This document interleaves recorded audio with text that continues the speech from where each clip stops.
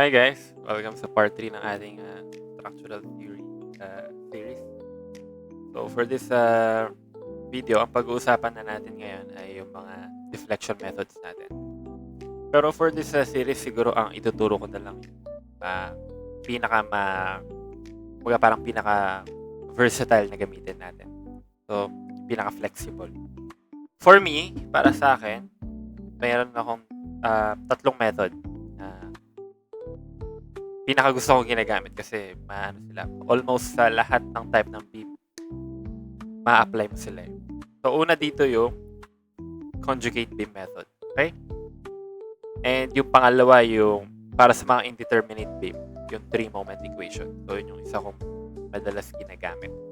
So, itong conjugate beam method, ito, ginagamit ko lang ito minsan kapag pwede rin naman siya sa indeterminate. Usually, kaso ang masasolve lang niya sa indeterminate, mga 1 degree lang. Although, sa mga determinate beams, ako, pwede itong gamitin itong conjugate beam method. Kasi yung hindi mahirap sundan yung concept niya. Napakadali niyang sundan. Okay? So, try natin siyang pag-usapan ngayon. Okay?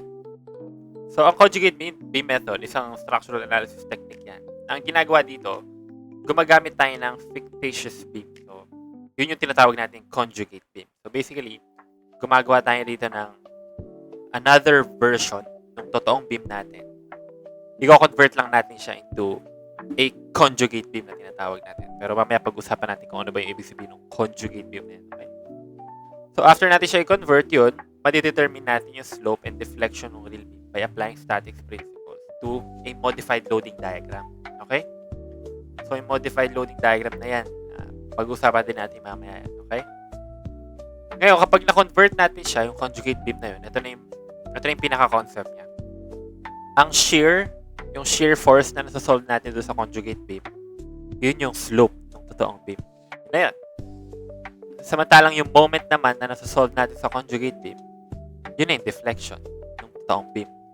So, kumbaga parang ano lang talaga to, puro statics of rigid bodies lang talaga yung natin dito. Yung pag-analyze dito, nag-solve lang tayo ng shear at saka moment. Okay? Ngayon, syempre, bago natin yung conjugate beam method, meron tayo munang kailangan maintindihan na isang concept, yun yung moment by parts. Okay? Ito yung, dito manggagaling yung sinasabi nating modified loading diagram. Dito sa moment by parts natin. Okay? So, ang moment by parts natin, ang ginagawa niyan is kinakalculate natin yung moment diagram. Okay? Pero instead dun sa nakagawian na moment diagram na method na mula sa beam, kukunin natin yung shear diagram, and then sa shear diagram, kukunin natin yung moment diagram. Hindi na natin ginagawa yun. Dito, ini-skip natin yung buong yun. Ang ginagawa natin dito, bini-breakdown natin yung mga loads and reactions natin. And tinitignan natin yung moment na nakakos ng bawat load na yun na reaction dun sa beam na yun. Okay? So, para mas mag-gets natin, for example, halimbawa itong beam natin na to. Meron siyang applied load dito na uniform load and may varying load dito. And then, applied moment. Tumanda ako. Siyempre, kapag nilagyan mo ng ganyan, magkakaroon ka ng reaction both sides. Okay? Ang moment by parts, gagawin natin dito, guys, ito pipili tayo ng point kung saan tayo mag-moment. So, basically, lahat ng mga load natin in reaction, mag-moment tayo dun sa point na pinili natin. So, pili muna tayo. Ito yung moment. Ito yung magiging moment diagram niya. Ayun. Doon tayo mag-moment, no? Moment tayo dito. So, draw tayo ng line dyan. Yan. Doon tayo mag-moment. Gagawin natin dyan, ito muna, ito. Moment muna na ito. Itong reaction mo dito, kukunin mo lang yung moment niya dito. So, yan ay yung reaction dito multiplied by yung length, yung moment arm. Yun na yun. Ayan ang moment niya. Okay?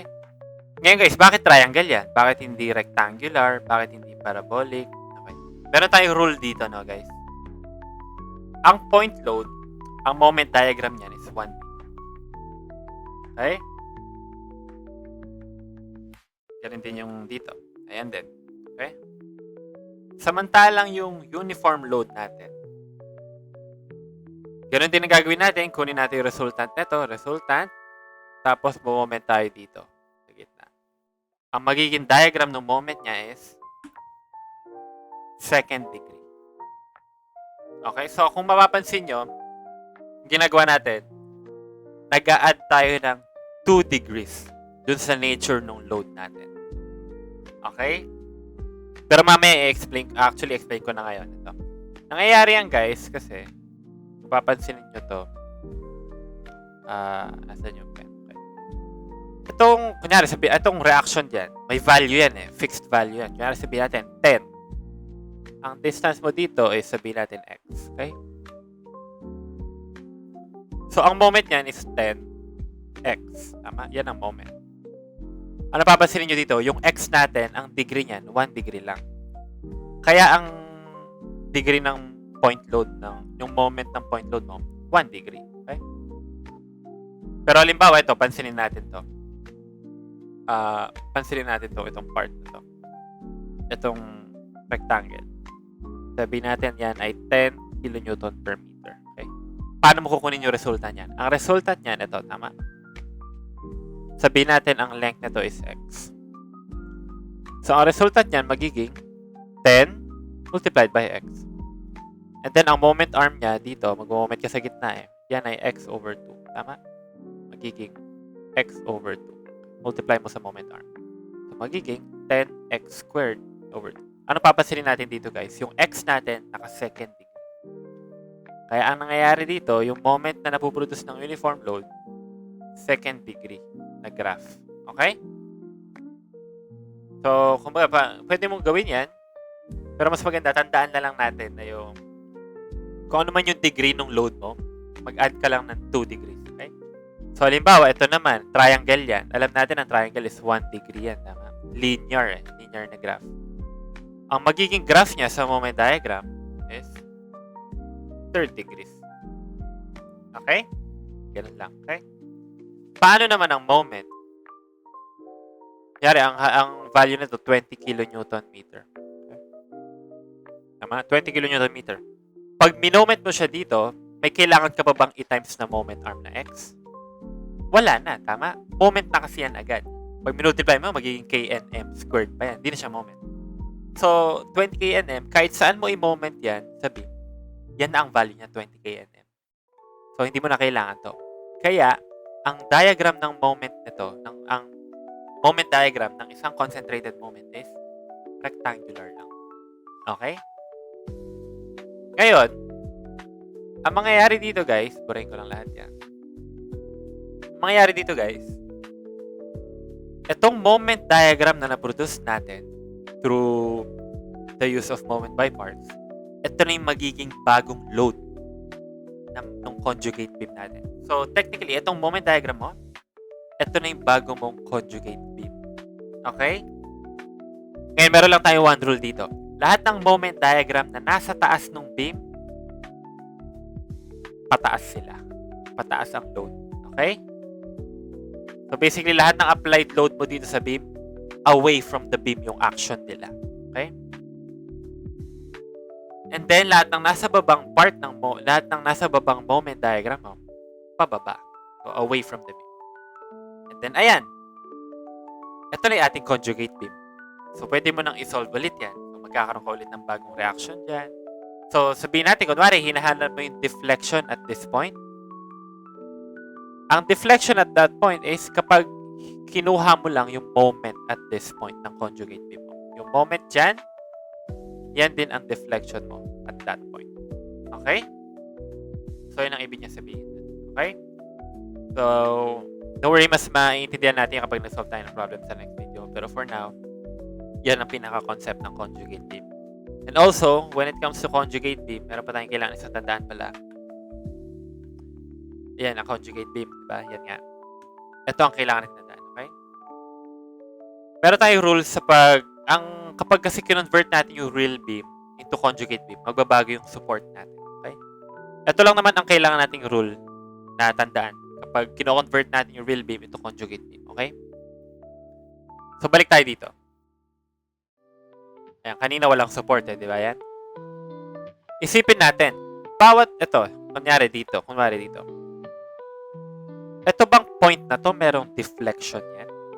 Di ba sabi natin ang deflection, yan ay yung moment. Ang slope, yan yung shear. Okay? Ngayon, tignan natin guys. Itong part na to ba, ano lang meron na reaction ka? I mean, itong part na to ba, ano lang meron ka dyan? Meron ka bang deflection dyan? Wala kang deflection dyan kasi may support dyan. Ang meron ka lang dyan is yung slope. Magkakaroon ka ng, pwede kasi mag-bend ang beam mo ng pagganyan. Tama? Okay, ayun. Ang slope mo dyan is ito. Yan ang slope dyan. So, meron ka slope dyan. So, kung meron ka slope dyan, that means meron ka slope sa real beam. Dapat meron kang shear dyan sa conjugate beam. Ngayon, isip kayo guys, ano bang support yung nakakapagbigay lang ng shear or basically vertical reaction? Roller din. Tama? Ganon din dito. Ganon din ang concept dito. Okay? So, kaya ganon ang nangyari dito sa ating conjugate and real beam. Isipin natin dito, halimbawa, itong part na to. At this point, wala kang deflection dyan kasi fixed support yan. Wala kang deflection. Wala ka ding slope dyan. Bakit? Kasi fixed support yan. Ang deflection ng beam mo pa ganyan. Tama? Sa cantilever part beam. So, kung wala kang deflection dyan, wala ka dapat moment and shear sa conjugate beam mo. Ngayon guys, isip tayo, anong support yung hindi kaya mag-resist ng moment and hindi rin kaya mag-resist ng shear? Wala. Supportless siya. Wala siyang support. Kasi wala siyang kayang i-resist sa part na yan. So, free end siya. Okay? Paano naman dito sa point na to? Sa point na to, meron kang deflection, and meron ka ding slope. Kitang-kita naman. So, that means, at this point dapat, sa conjugate beam mo, meron kang moment and meron kang shear. Ngayon guys, ano bang support yung kayang mag-resist ng moment? Merong moment and merong shear. Fixed support. Tama? Meron kang shear dyan, tsaka meron kang moment. Okay? So, yun lang ang pinaka-rule natin dito sa real beam and conjugate beam, no? Isipin mo lang sa real beam mo, kung meron siyang deflection sa real beam, meron siyang dapat moment sa conjugate beam. Kung meron siyang slope sa real beam, meron siya dapat shear sa conjugate beam. Okay? Okay guys, well, I hope na-gets nyo yun, no? Yun na yung pinaka-concept ng ating conjugate beam method. Pero yun nga, don't worry, magsisolve din naman tayo dyan sa next video natin para mas maintindihan natin yung application niya. Okay? Well, again guys, thank you for watching. Sana may natutunan kayo for this video. See you sa next video guys. Bye-bye!